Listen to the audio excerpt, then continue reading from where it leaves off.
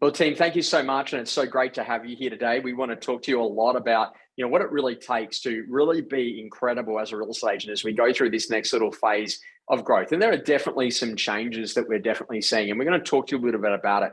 One of the big things I really want you to think about is this, and that's that confidence looks good on you. The interesting stage is that we're going through a very different real estate market than we've ever seen before. Over the course of the last 2 years in the pandemic, we've seen property prices rapidly grow right the way across Australia and New Zealand. And now we're in a position that naturally we are moving into that downward section of the market cycle. This is a really natural thing that actually happens inside of residential real estate markets. And we've got to learn how to go and play. And if you've been a real estate agent in the course of the last 2 or so years, you probably thought that all that happens is that property prices actually go up. Well, naturally, they don't always go up. And this is why it's massively important that we're seriously good at our skill set that we bring to the table. We're now in a world that's filled with volatility. There's a ton of conversations. What's going to happen next in the global economy? There's a huge amount of uncertainty. Here in Australia, certainly, will they put up the interest rates or not tomorrow? That is an announcement. We've already seen that happen over in New Zealand. We're still in a position that there's a lot of complexity in everything that we do. And there's a heap of ambiguity. Like literally, things just used to be a lot easier before everything went digital. But the reality of it is that if you really want to own a marketplace as a phenomenal real estate agent, you need to make sure that you provide stability for your clients. We need to make sure that we're giving them certainty about these market conditions, that we're providing things in a very simple way with our simplicity, and then ultimately we're building towards some sort of form of clarity. Now, what I want you to remember is that we've actually just been through one of the biggest equity events that homeowners will ever see over the course of the last 18 to 24 months. Now, interesting enough, what is equity? I want to make sure I explain that to you. Let's say, for example, that you go and buy a $1 million property and you put in a $200,000 deposit. You're now in a position that you've got $800,000 in debt. The opposite of debt is equity, which means that your $200,000 you put in is actually the equity that you've got. But over this course of the period of time, that $1 million property is now grown to be $1.2 million in value.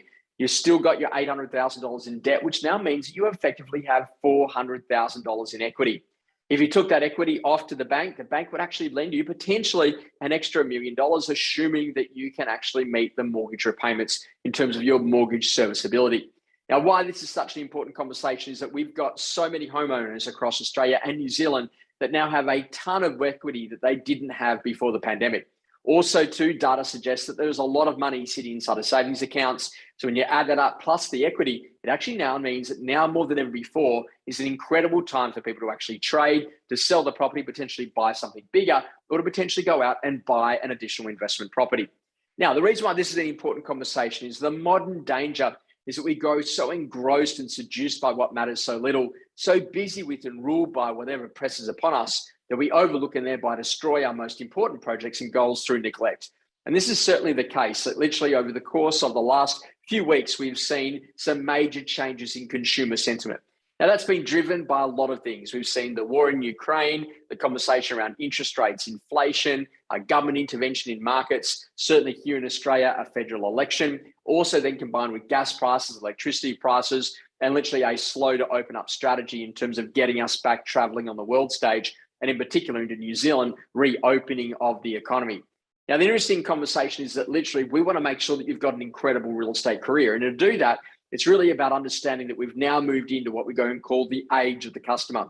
And this is a new 20-year business cycle where everything is about how we go to deliver exceptional customer experiences. Now, this is a really interesting one because as a great real estate agent, now we just can't rely that the marketing is actually going to work. We've got to get back to doing great buyer matching, where whenever we have a simple property, say a 3-bedroom home, rather than just relying on putting it onto the major real estate websites, what are we doing in terms of our digital email marketing? But also, too, what are we doing to really go and identify other 3-bedroom homes that you may have sold in the course of the last 12 months? Let's get on the phone. Let's go and ring every single person that inquired on those particular properties, physically inspected those particular homes, and then let's get them through that particular one that we've got that's currently in market today. And this is really about showing the buyers that have the most level of intent and getting them to properties through private appointments to really extract offers so that our owners actually have decisions. And that's one of my favorite conversations of all time: no offer, no decision. So if we're getting offers on properties, then ultimately we're getting decisions by our owners on what they'd like to do. The only competitive advantage that we've actually got is our relationship and our knowledge of our customers. And so this is where the great surveying tool that we use inside of ActivePipe allows us to really identify who are those buyers that are the most active in our marketplace today. Then combined with a better quality conversation, what are we doing specifically with those people that are actively engaging with our digital content to jump on the phone and to get them through properties at a private appointment level? And this is about really moving away from only having open for inspections as our tool. We know that open for inspection numbers right the way across Australia and New Zealand are certainly slumped compared to where they were. But the interesting conversation is it doesn't mean that we don't do them. Of course we do, because we meet neighbours, we meet buyers, we meet sellers. But through the course of the week, rather than pushing people to attend an open for inspection on a Saturday or a Sunday, we need to be making sure that we're doing as many private buyer appointments as possible. The benefit of doing a 2 o'clock buyer appointment, followed by a 2:15, followed by a 2:30 p.m. appointment, is that every single one of those buyers gets to see that there's another buyer turning up to that particular property. What a savvy agent will do, they'll take a tape measure with them. And when they take that tape measure with them, they'll be there measuring a wall, they'll be measuring a fridge hole, they'll be measuring something with the buyer.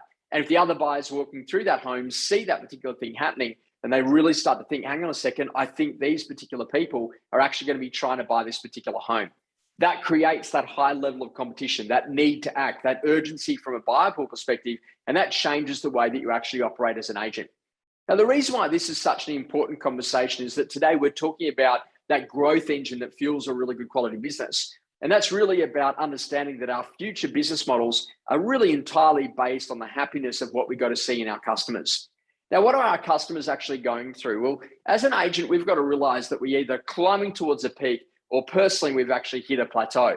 And climbing towards a peak is when we're really clear about our sales targets, when we're really clear about what we want out of our real estate career. And when we're climbing towards that peak, we've got this tremendous level of energy and urgency in everything that we do. But occasionally in our careers, ultimately, we hit a plateau.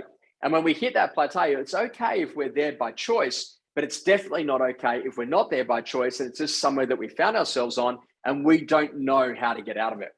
Now, I want to go and show you an interesting document today. This is one that we go to use whenever we're coaching real estate agents, and it's what we go to call our fee capability calculator. And it's a really good document to get you to think differently about what you can be doing to significantly drive your numbers. Now, as a real estate agent, there are only 3 things you've got available inside of your growth engine. They are, what are you doing specifically around your average fee? What are you doing specifically around your average sale price? And what are you doing specifically around the volume of transactions that you're competing in each and every day in terms of your marketplace? Now, the reason why this is such an important conversation is that if you go to have a quick look at it, what we're really seeing here is that if you were in a position that you could move your average fee from 2% to, say, for example, 2.2%, then that's a 10% increase in the total fees that you produce. If, for example, you had a sale price of $1 million and you were able to move that up to 1.1 million, that movement there is literally a 10% improvement in your fees. And if, say, for example, you're in a position that you were doing 30 transactions last year, and you say, you know what, Josh, I just basically want to do about 1 or so extra transactions per month over 11 months, then that would actually mean that then you're doing 41 deals, which is actually a 37% increase in the total number of transactions. Now, the interesting thing is that if you were writing 600,000 and you were able to make all of these key things happen, then you would actually write $992,200. That's right, a whopping increase of $392,200, which is a 65% increase in the total number of fees that you've actually written as a real estate agent. So this is where the great lesson actually comes in, that if you really want to grow a business over the course of this next 12 months, we've just been through our financial year planning for New Zealand at the end of March, and certainly here in Australia at the end of June. What are you going to do to drive your average fee, your average sale price, and the volume of transactions inside of your marketplace? Now, we're going to go and have a look at some conversations around how we go to do that. And this is really about understanding that we need to be confidence dealers, where we're giving confidence to buyers to act. Now, one of the buyers is going to be saying to you, look, our objection is right now, we just cannot see ourselves purchasing because we're worried that property prices are going to continue to go onto the slide. And the reality of it is that literally if they think there's going to be 5% more to go, then maybe they should just make an offer 5% less than the current asking price. What we should be doing as agents is we should be showing and demonstrating, where were we appraising this particular property in November? What is it currently listed for today? So Mr. and Mrs. Buyer, I've just got to tell you, we actually appraised this property in November at 1.4 million. It's now on the market at 1.3. That goes to show you that it's already had the $100,000 price reduction that you're expecting you'll be seeing on property. So always think a little bit about that. Also, in addition to that, make sure that you're giving confidence to sellers. This is learning how we use fear in a really powerful way to get people to act. One of the conversations I say, you know what, guys, I got to tell you, over the course of what we're seeing a lot of people telling us that they're going to be bringing their properties onto the market in August and September. And my fear is that if we get a flood of new properties into the market at the same time too that we see another interest rate change, that if it was me, I definitely want to be selling now. I wouldn't want to be rather waiting until then when there's more homes competing for a much shallower buyer pool. And that gives people confidence to put their properties on the market through June, July, and into early August. And also too, it's about giving confidence for you as an individual agent. Now, what we've got to go and have a quick look at is that there are some pretty big changes ahead. And this is about being very clear that there's only 3 people inside of any residential real estate transaction. There's the owners who actually own the properties. There's the buyers that we're trying to get to those properties. And there's you as the agent. And what we're always playing with is the level of commitment and level of motivation. So for example, if an owner is in a position that they've already bought a particular property, if they're very date driven about when they need to sell by, AKA June 30 because of a tax issue here in Australia, or a problem that's very clear, like say, for example, they've got a job relocation, then those owners will be very motivated to sell. If we then combine that with a high level of commitment where we've got a contract of sale organized, we've got an agency agreement that literally has been signed, and we've got the vendors who are paying for their vendor paid marketing, then they've got a high level of commitment to selling. Now, if, for example, a buyer is in a position that they've already sold, they need to buy by a specific date because of when that job relocation happens, or they've got a very clear problem like they're having a baby. And if those buyers are then making offers, if they're requesting changes to the terms, if they're coming back for second appointments, if they're bidding on properties, then they ultimately got to have a high level of commitment. And then what we then go is we have a look at the agents. And if agents have got a clear set of goals, if they've got a great task list that allows them to reevaluate what their most important work is, together with making sure they're starting to build a great team, they've combined that with great call sessions, they're booking appointments on the day-to-day basis, and they're chasing specific data sets. We're going to talk a little bit about that today. Then we've actually got commitment to doing great deals. So your role is to think, how do I make sure that I get owners motivated and committed, buyers that are motivated and committed, and how do I make sure that me as an agent, that I am actually also motivated and committed? Now, in order to do that, we've got to go and have a quick look at the market. Now, this is the interesting thing, and we will see a similar picture in New Zealand. This happens to be the Reserve Bank of Australia, where we've actually mapped what we got to call the cash rate of the day. Now, literally, we are starting to see this increase, and potentially here in Australia, there will be a move tomorrow by the RBA. We've already seen these moves actually happen in the New Zealand marketplace in October and November. And there's still plenty of transactions. And the reason why I wanted to point this out is that here in the Australian example, in 2016, the cash rate was sitting at 2%. It's currently sitting at 0.35. What we know is that at 2% cash rate here in Australia, that was actually a residential boom back in 2016. So this just does give you some confidence that the market will still transact. Now, if we have a quick look at that, one of the key things is that the cash rate is set by the Reserve Bank of Australia or the Reserve Bank of New Zealand. In Australia, that's sitting at 0.35% at the moment. The banks then go to add their margin onto that. So they borrow the money from the RBA, they then go and sell it to us as consumers in a mortgage. And then there's also something on top of that, which is actually called the assessment rate, which is set by the Australian Prudential Regulation Authority. Now, the basic idea here is that you can get a home loan here in Australia with the Commonwealth Bank at around 2.44 to 3.24%. And the reason why there's such a variance on that is that that's the difference between owner-occupier versus investor loans. Also, in addition to that, the amount of deposit that you're having. So if you're an owner-occupier with a 30% deposit, then you obviously get that very attractive rate of 2.44. If you're in a position that you've got a 10% deposit, it's an investor, it's interest only, then you'll be paying around 3.24%. Now, the reason why this is important to know is that that interest rate of the day of the 2.44 to 3.24, if you add 3% on top of that, that's what we actually assess your ability to repay. And basically what that allows is a bit of a buffer that if someone was in a position that interest rates did rapidly increase, as we have seen in New Zealand, and we're starting to see here in Australia, then ultimately they've already been stress tested. So it's not like everyone has to sell immediately because they can't afford to pay, because everyone has already been assessed to pay at a much higher rate than the current rate that they're paying today.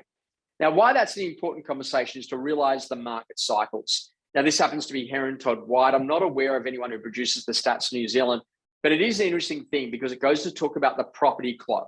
Now, this property clock is what I believe 30, 60 or 90 days behind what we actually see on the ground, because this is based on what we go to call settled data, as opposed to those properties where we've currently got on the market today and the number of buyers that are coming through, or literally the auction dates. And then also, in addition to that, the settlement timeline associated.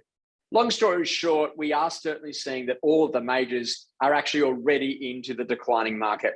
So when we go from peak of market into a decline, we start to see longer days on market. We start to see less buyers that open for inspections. We start to see government intervention with things like the interest rates. We're also starting to see that ultimately there's a lot of negative media sentiment. And during these particular times, it's really important that you actually are very, very focused around buyer work. Now, one of the great things that you've got with your active pipe is we've actually understand what we've got to call buyer intent. And that's really having a quick look at who are the people that are ultimately opening up our emails each week, who's clicking on those particular things, and what are we doing to go and call those particular people that are particularly active. And this is a really important part of what it is that we do, that we know that in this decline, private buyer appointments are absolutely king, getting offers is absolutely king, and making sure that you're very clear about what's happening in market is also really important. Now, the market drivers are things like the cost of money, which we go to call interest rates. It's also two things like government incentives. We've seen things like the first home buyer grants, first home builder grants here in Australia, but also two things like government disincentives. And we saw this in New Zealand with the government intervention, in particular around minimum deposit amounts. I believe it was up to 60% on investment properties if you're an investor, stamp duty here in Australia and a potential increase of that, and changes to things like responsible lending laws, which were brought into New Zealand and taken out just as quickly as they were brought in. Also, two things that impact on market drivers could be things like building, if there's a large amount of new supply, or whether or not there's a reduction of supply. So in the state of Victoria here in Australia, the Labor government has actually just put a 48.5% windfall tax on land development, which I believe will reduce the amount of available land, because the developers don't want to develop land if they all of a sudden they've got to pay a new 48.5% tax to the government. Also, in addition to that, the listing volumes, the number of properties that are currently available for sale, depending on markets, tends to be a little bit lower, although we do see some pockets where there's a huge amount of properties that are all of a sudden on market. Investor demand, that's starting to come back. Immigration, the number of people that are wanting to move. And this is a really important part, that New Zealand was very hot for immigration. All of a sudden, as soon as you started to lock down, there hasn't been as many people able to come. And off the back of that, not as many people actually want to move as a part of that conversation. Here in Australia, slightly different conversation. We expect over 700,000 migrants to actually come over the course of the next year to two, which will actually ultimately drive the demand side of the equation. Then also, in addition to that, there's employment around confidence. Both economies are in a position where they have very, very strong economic conditions. The challenge around that with the employment is we don't have enough labor to be able to fill some of the jobs that we've actually got out there in market today. And also to what I go to call media sentiment. Now, certainly here, the Australian election was a very negative environment. What we're seeing with negative press over in New Zealand basically equals out, but these are the things that ultimately drive markets. Now, what I actually have a quick look at in having a look at that is that maybe the cost of money, for example, and media sentiment are the only two things that are going against us in the Australian economy. If I went over to New Zealand, I would also say the government disincentives that were put in play around particularly investors, and also to some of the responsible lending laws were the only things literally that were against us. So ultimately, we've still got a very stable market, and we need to understand that interest rates are about making sure that we restrict the amount of money that people have got available, because we want to try to slow down the level of demand. And both the Australian and the New Zealand economy have absolutely rocketed ahead during the course of the government handout periods over the course of that particular pandemic. So the economies are actually really good. And we're actually in a position that we've got lots of great things happening, but it just doesn't feel that way, given the way that the media certainly makes us feel. What we've got to do is that today we've got to move on. We've got to crack the formula for growth. And the big lesson for me is that we've got to make better quality data-led decisions. Now, what you've got to realize is that every single time that you're working with someone, they're going to be using a reference point. So let's say, for example, that you are a seller. Let's say, for example, that you bought your property from me in 2019 in December for $1 million. And that then off the back of that, you've seen a huge amount of price growth anywhere between 30 to 80% in some markets across New Zealand and Australia. Now, the interesting thing was that if I went out to your property, and let's say in September last year, I might have told you that your property was, say, 1.4 or maybe even $1.5 million in saleable value. All of a sudden, I come out and I see all of a sudden in February, we list the property. We don't realize that the market has shifted as quickly as it did. And all of a sudden now the owners are upset because you're bringing forward an offer of 1.3. Now, the interesting thing is that if we had seen you back in 2019 and said, hey, buy this house and you'll have $300,000 in growth, a 30% increase on your capital in under 2 years, then ultimately people would have said, no, you're crazy. I'm not going to do that. I don't think that'll happen. If I had told you that I could get guaranteed that would have occurred, then they would have gone and bought 2 or 3 houses pretty quickly. Now, the interesting thing is that now they're upset because you might have told them 1.4 or 1.5 at the market appraisal in September last year. But at the end of the day, we're actually in a position that it's only 1.3 today. So the reference point is not when you did your last market appraisal or even the day of listing. The reference point must always be, what did they actually pay for the property and how much price growth that they had during that particular period of time. Now, this leads us into this whole idea that you've got to stay listing because it always wins. And those people that have got the most amount of stock are going to get the most exposure to buyers. The other key thing about always listing is that you're getting the most motivated owners and also too, probably the most motivated buyers actually turning up to that first weekend of that open for inspection. Also, in addition, that just allows you to be able to refer buyers from one campaign to the next so you can be seriously good around what it is that you do. Now, the interesting conversation is that the latest listings are always the most saleable. And this means that there is a ton of opportunity currently sitting out there, particularly with any listings that are expired. Now, if you have any properties that you don't think are going to be selling, the best thing for you to be doing is to go and have that meeting with that client today, reprice the asset. Now, I love that dialogue as opposed to a price adjustment. With repricing of the asset, what it is that we do is we actually have a quick look about what's on market, what's been sold, what's happened in terms of the amount of supply, what's actually happening in terms of the total properties that are selling, and then we go and we reprice the asset for them. Now, the interesting conversation, this is where you've got to make sure that you've got a great list of buyers that you can get back through that property so that link price change actually equals buyer activity. And that's where Active Pipe's really going to help you to identify who are the most active buyers inside of that buying pool today. Use off market to bring buyers through and refine your price guides. This is a great conversation to make sure that literally that first 8 or 9 days before you go to launch the major real estate portals is really your chance to try to get your best buyers through. Get a great offer from them so then they can go to make a great decision. And the secret here is to make sure that you are seriously good about doing that good quality buyer work.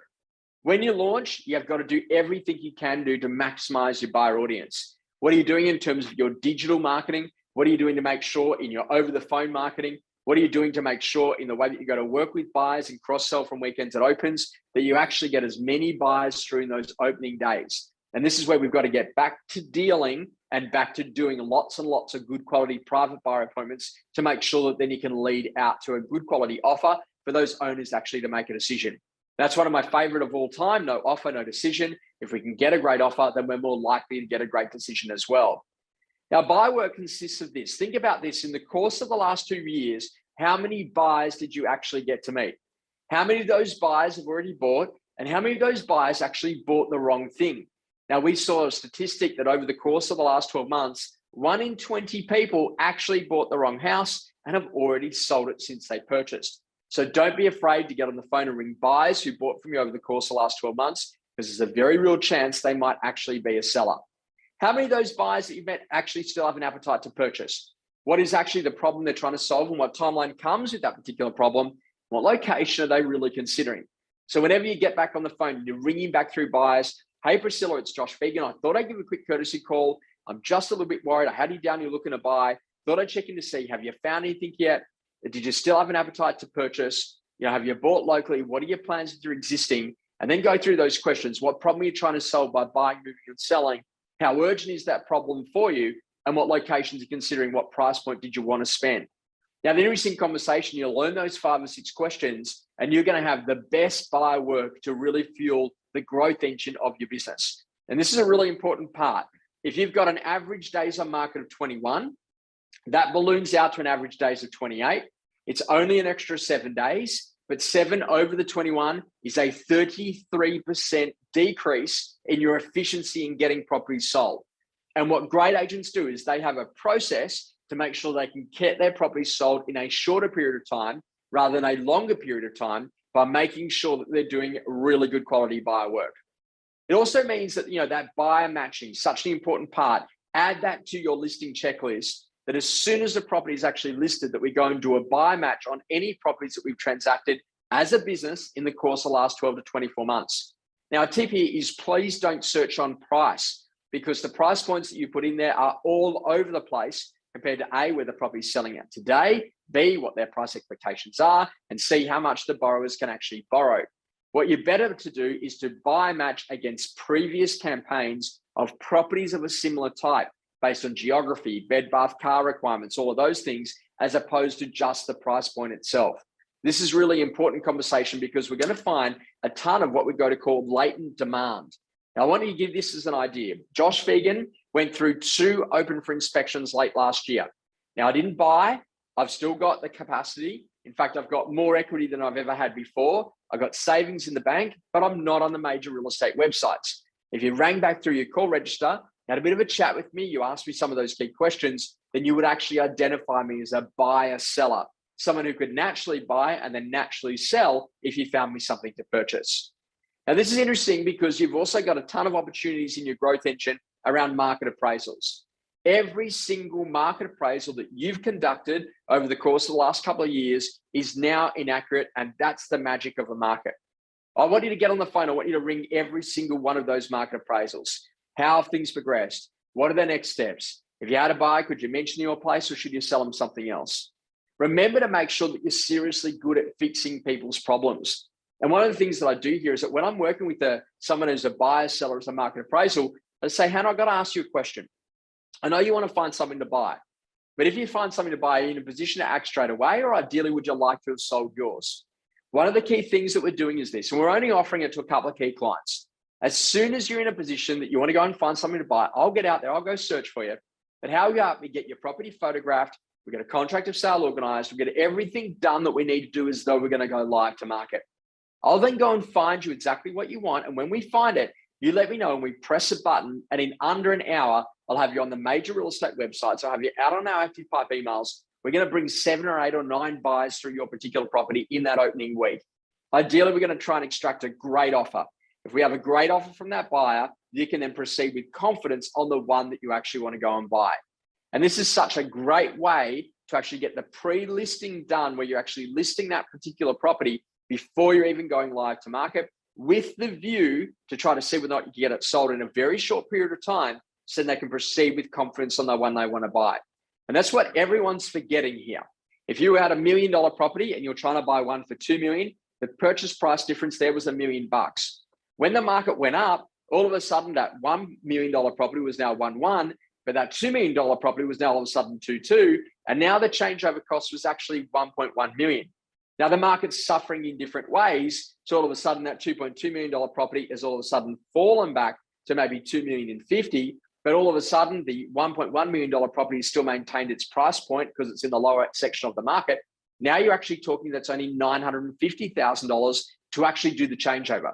So Mr. and Mrs. Owner, I've got to tell you, right now is a perfect time to buy and sell, and ultimately sell and buy in exactly the same set of market conditions, because we've got the lowest changeover costs that we've seen over the course of the last 2 years. Really great dialogue. It's going to help you win a lot of transactions, because it's those people that solve the same old problems in creative ways that are ultimately the ones that really win. Now, as we start to think a little bit about this, you've got to map out our customer processes. That what happens next? You attend the appraisal, then what? Then what? Then what? And start to think very differently about what we're doing to really go and deliver those experiences. And this is what we're now seeing people do, is they're building an active buyer-seller template sitting inside of ActivePipe, where they send out each week a list of all the new properties to market and a list of all properties that have been sold by any real estate agency in the area over the course of the last 7 days. Now, it's better than the major real estate websites emails because it's got a list of what's been listed, a list of what's actually been sold. And in effect, it's now taking that annual or quarterly CMA that we used to do and turning that into a weekly CMA that you are emailing out specifically to your buyer sellers. So reach out to the Active Pipe support team, have a bit of a chat with them to make sure that you can understand how you can build an additional template and an additional subscriber list to receive this specific email from you as a real estate agent. That's really what we got to call a great item of value, because if you signed up every single one of your market appraisals to receive that, they're seeing what's new to market, they're seeing what's being sold, and that gives them confidence to buy and sell themselves. Oh, looking at that one, oh, that's what it sold for. Okay, I'm looking at this one that's similar to mine. That's what that sold for. Oh, that gives me really good quality confidence to proceed. And it's this whole idea that if you don't have an item of value, then there's no relationship at scale. Now, what I'm worried about is as a real estate agent, you go out there, you give someone an idea on what their place is worth. You maybe send them an email of value a few days later. You then ring them a few days after that, and you basically say to them, hey, are you in a position that you're going to sell? And if they say no, then ultimately you leave them behind. Now, we don't want you to do that. We want you to start thinking about how you can go to create the digital relationship with the customer, in addition to your physical relationship where you're on the phone and having conversations with them, to make sure that we've got all the bases covered. And this is where it's really important. Call every single buyer who's bought from you in the course of the last 2 years and just ask the question, did you make a rush decision? Have you bought the right thing? Hannah, it's Josh Phegan. Thought I'd give you a quick call. I've now owned a home for another year. Thought I'd just quickly check in. Are you really happy with it, or did you buy the wrong thing? Now, this is so common that literally you actually find plenty of sales as a part of that conversation.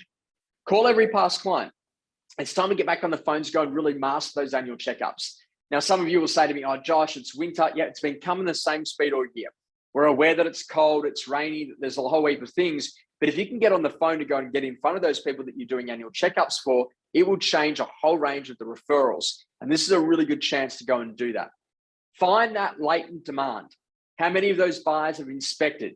Because we've all had really significant equity events. We've got more cash in our bank accounts than we have before, and wages are starting to rise. And this is why it's really important that literally we've got a set of choppy conditions, but you can still make great hay while the sun is shining. Know what to do when your market stops working. If all of a sudden you're finding it quiet, go and work through all of those people that are updating their details on ActivePipe. Do that good quality customer survey using the customer survey tool. In addition to that, go and have a look at the buyers that are actually opening up these emails each and every week that are showing that they've got clear digital intent. Get on the phone to them, see if you can get down face to face, walk them through 2 or 3 properties, see if you can get a great offer, and ideally either that repositions the seller or it's a great offer and it actually gets that particular property sold. Get back into making those data-driven decisions, because you start to change your inputs about what you're reading, what you're writing, so you can educate your clients in a new and better way, which we've seen today with the production of some of those graphs about where we sit on the property cycle, what's actually happening to cash rates, and how interest rates are really formulated between those 3 particular things that we learned today, between the cash rate, the bank's margin, and then the assessment rate that goes on top. Now, I want to just talk to you about a few little things on pricing today. Seeing a lot of agents that are in a position that they need some help on this. Pricing starts at that market appraisal. Red light, orange light, green light. Red light at $1 million, we wouldn't sell. At 1.1 orange light, we might be able to sell. At 1.2, we're definitely sellers today. And this is about actually understanding what's the price that people feel they need to get, but start concentrating what is the changeover figure that they can actually afford to be able to sell this one and buy the one they want to purchase. This will be the greatest trading market that you'll ever see in your entire career, because of the amount of equity that has been created through that event over the course of the last 2 years. It then moves to the listing presentation. Don't be fooled into thinking that you have to price it at that listing preso. Mr. and Mrs. Owner, we are in a position that right now it is a very volatile market. Here are some recent sales. Here are some properties that are on market. Conservatively, we believe the value is going to sit somewhere between there.